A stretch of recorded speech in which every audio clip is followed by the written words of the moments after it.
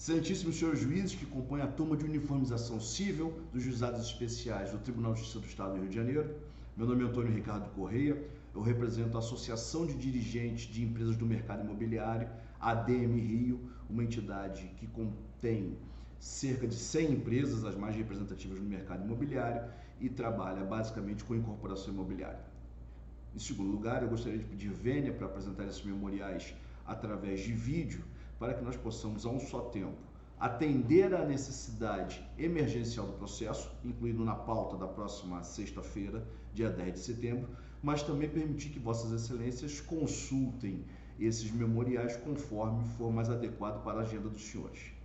Nós fizemos o requerimento de inclusão como amicus curiae nesse processo, como temos feito em todos os processos que são relevantes para o mercado imobiliário, seja no Tribunal de Justiça do Estado do Rio de Janeiro, seja no STJ, nos temas mais relevantes, em especial agora no que se aproxima ser o processo de overruling da súmula 543. A ADM tem sido aceita, a ADM tem legitimidade e a ADM tem, além de tudo, uma história de construção de relacionamentos transparentes e na busca por soluções não conflituosas.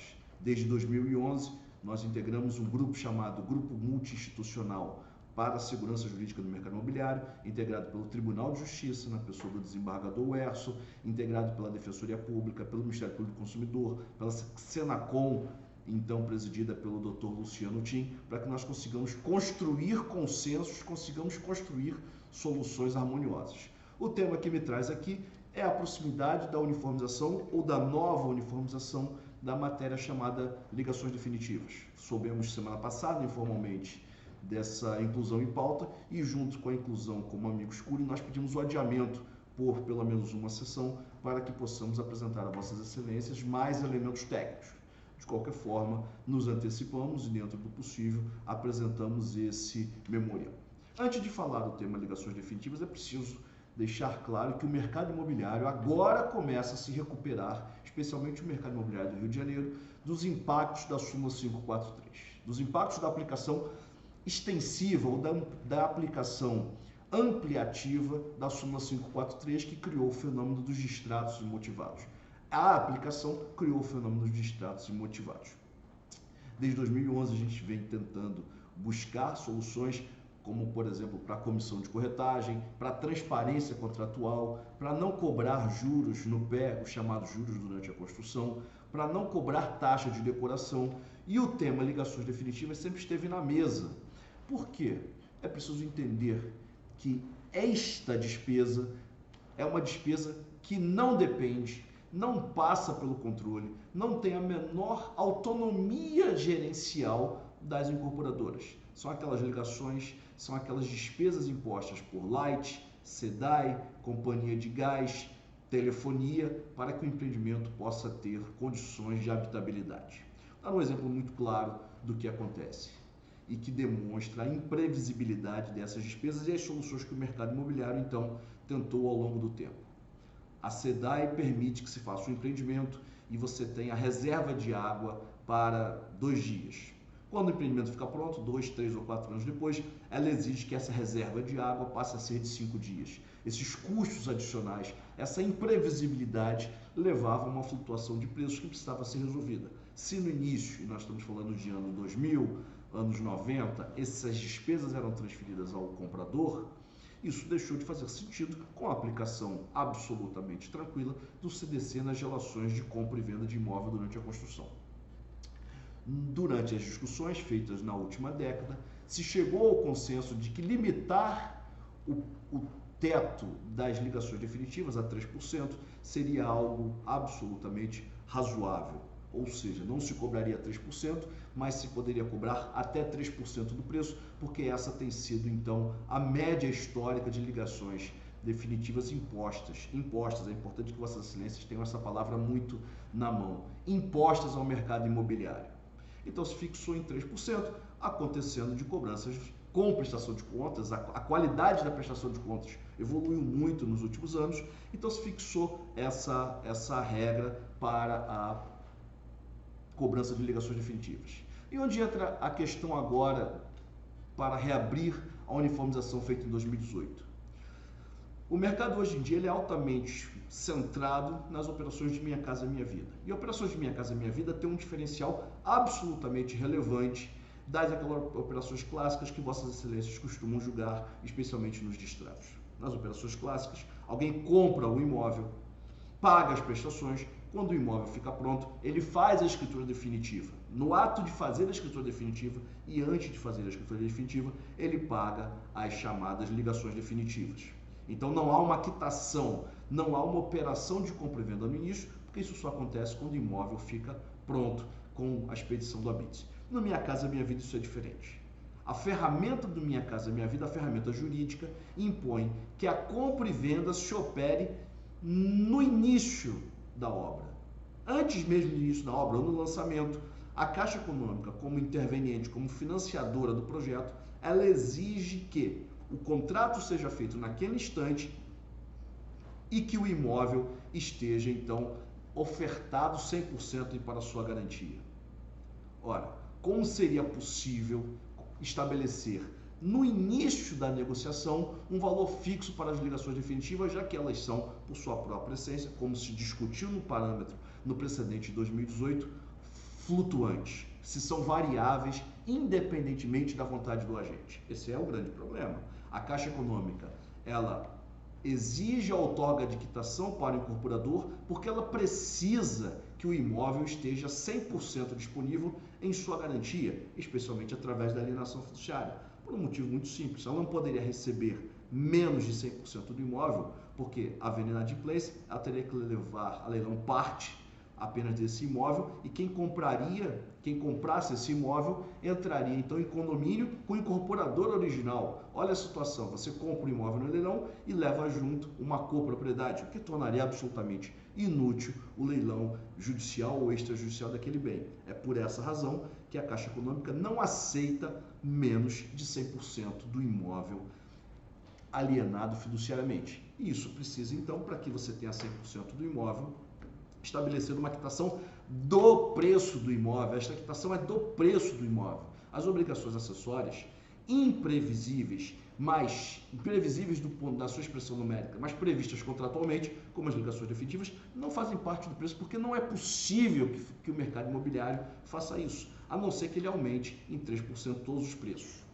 Para que Vossas Excelências entendam, 3% do preço numa operação de Minha Casa Minha Vida pode inviabilizar o comprometimento de renda, pode inviabilizar a capacidade de pagamento do comprador, pode inviabilizar, inclusive, aquela operação. É por isso que o mercado imobiliário, abrindo mão do direito de ter garantia, celebra ou confissões de dívidas ou operações de crédito particular, concedendo um novo prazo para o comprador, para que, sem prejuízo da quitação que se declara na operação com a Caixa Econômica, ele saiba, desde o início, não há nenhuma dúvida sobre a transparência da informação, as informações são claras, para que eles saibam desde o início do negócio, desde o momento zero, desde o momento anterior à decisão de adquirir o imóvel, que, além do preço, haverá o pagamento das ligações definitivas.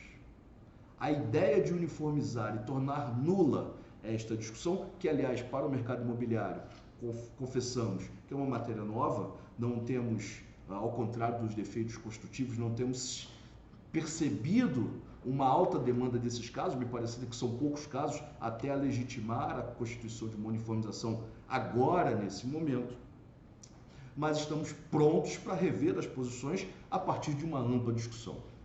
Então, Excelências, caminhando para a conclusão, o objetivo da Associação de Empresas do Mercado Imobiliário é que o tema seja mais amplamente debatido para que as personagens, não apenas jurídicas, possam apresentar a Vossas Excelências o seu entendimento a respeito do fenômeno produtivo da incorporação imobiliária, para que possamos avaliar os impactos econômicos dessa questão. Há mais dos 200 mil contratos de compra e venda na forma do Minha Casa Minha Vida apenas no Rio de Janeiro, é o fenômeno mais aquecido no momento. Isso provocará, uma uniformização dessa provocará certamente uma avalanche de ações e nos exigirá para os contratos em curso uma ampla,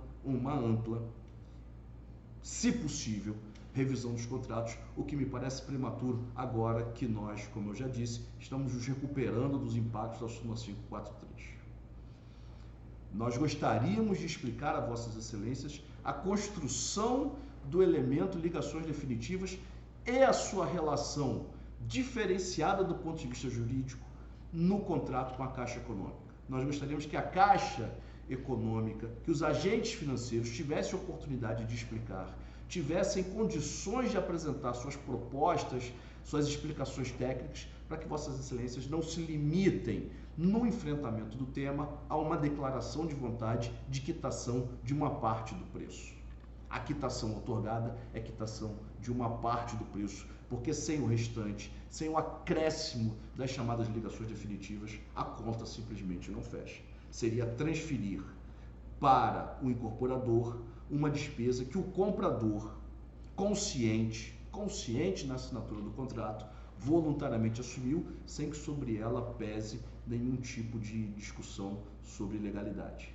É matéria de fato, é caso a caso. Se não há prestação de contas, as ligações definitivas não podem ser cobradas. Se há defeito na prestação de contas, elas não podem ser cobradas ou devem ser devolvidas, talvez até mesmo em dobro.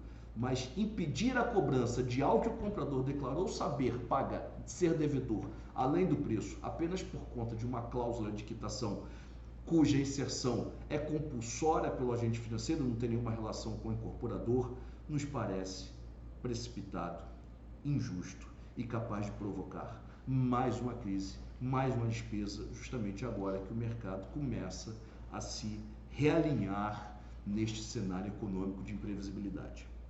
Por essas razões, senhores julgadores, insistindo no pedido de adiamento do julgamento, para que possamos ampliar o debate, como acontece em todas as uniformizações de jurisprudências nos incidentes de recursos repetitivos nos tribunais superiores, com as personagens que serão afetadas por isso. A causa não se limita às duas partes ali. Os impactos econômicos são, para nós do mercado imobiliário, ainda imprevisíveis e estamos trabalhando para a sua quantificação.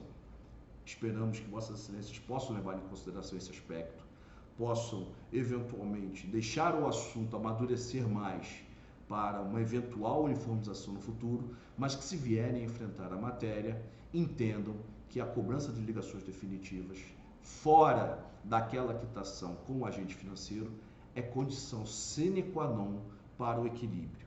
E, além de ser condição sine qua non, não há, na maioria dos casos, pelo menos, defeito na informação prévia ao comprador. É disso que se trata. O comprador tem informação prévia, não há reserva mental. Ele sabe que terá que pagar.